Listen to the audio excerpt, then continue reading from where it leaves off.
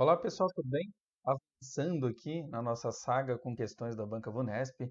Hoje o assunto é direito administrativo, especificamente a Lei 8429 de 92, a famosa Lei de Improbidade Administrativa, tá? Uma questão de 2019.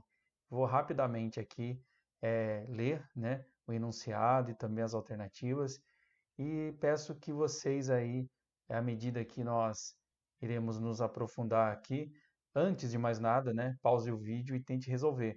Mas aí logo trarei aqui as informações necessárias para que nós possamos resolvê-la, tá certo? Assinale a alternativa que está de acordo com a Lei 8429 de 92, a Lei de Improbidade Administrativa, ok? Nossa alternativa A diz assim: a perda da função pública e a suspensão dos direitos políticos se efetivam independentemente, eu sempre falo a respeito dessa partícula aí que a Vunesp adora, né? Independentemente do trânsito em julgado da sentença condenatória, tá? O que seria trânsito em julgado de sentença? Aquela sentença que não cabe mais recurso, tá? Então, não tem para onde correr. É aquela decisão definitiva, ok? B. Constitui crime a representação por ato de improbidade administrativa contra o agente público ou terceiro beneficiário, quando o autor da denúncia o sabe inocente. Constitui crime a representação por ato de improbidade contra agente público ou terceiro beneficiário, quando o autor da denúncia o sabe inocente, tá? A C. Constitui ato de improbidade administrativa que atenta contra os princípios da administração pública perceber vantagem econômica para intermediar a liberação de verba pública. D. A aplicação das sanções previstas na Lei 8429 de 92 depende da rejeição das contas pelo órgão de controle interno ou pelo Tribunal de Conselho ou Conselho de Contas, né?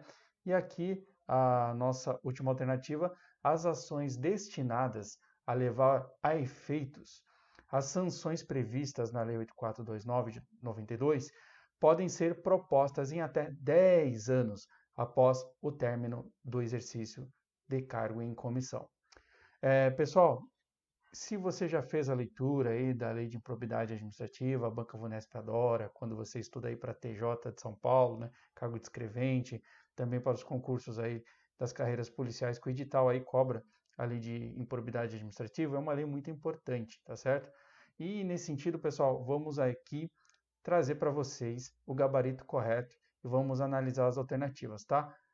Para você que tentou resolver, a nossa alternativa correta é a letra B, tá certo? Constitui crime a representação por ato de improbidade contra agente público ou terceiro beneficiário quando o autor da denúncia o sabe inocente, tá certo? Nosso gabarito comentado agora, o seguinte, pessoal, a letra A falava o seguinte: a perda da função pública e a suspensão dos direitos políticos se efetivam independentemente de trânsito em julgado.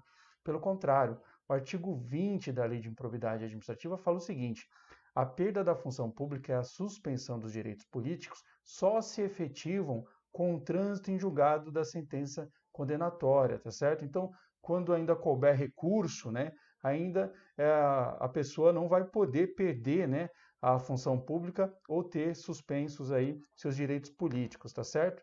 E a B, pessoal, constitui crime a representação por ato de improbidade contra agente público ou terceiro beneficiário quando o autor da denúncia o sabe inocente, de acordo com o artigo 19, está exatamente de acordo com o artigo 19 da Lei de Improbidade Administrativa. Já a alternativa C, pessoal, vai falar o seguinte: constitui ato de improbidade administrativa que atenta contra os princípios da administração pública perceber vantagem econômica para intermediar a liberação de verbas públicas.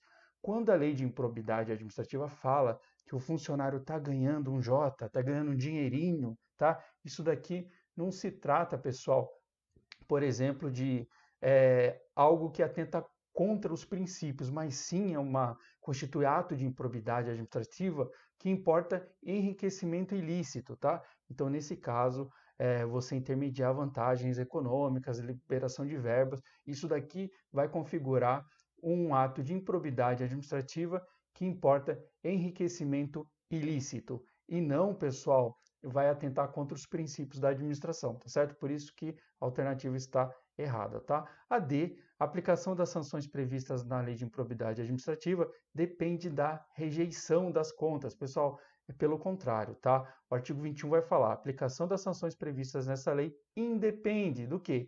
Da aprovação ou rejeição, das contas pelo órgão de controle interno ou pelo Tribunal ou Conselho de Contas, tá? Então, nesse caso, pessoal, independe, por exemplo, da aprovação da Câmara ali, é o órgão de controle interno, tá? Ou pela aprovação do Tribunal de Contas do Estado, ou aqueles estados que têm um Tribunal de Contas municipais, né? A aprovação do Tribunal de Contas. Então, nesse caso, pessoal, nesse sentido, independe, tá? Da aprovação ou rejeição das contas pelo órgão de controle interno ou pelo tribunal competente, Tribunal de Contas, tá bom?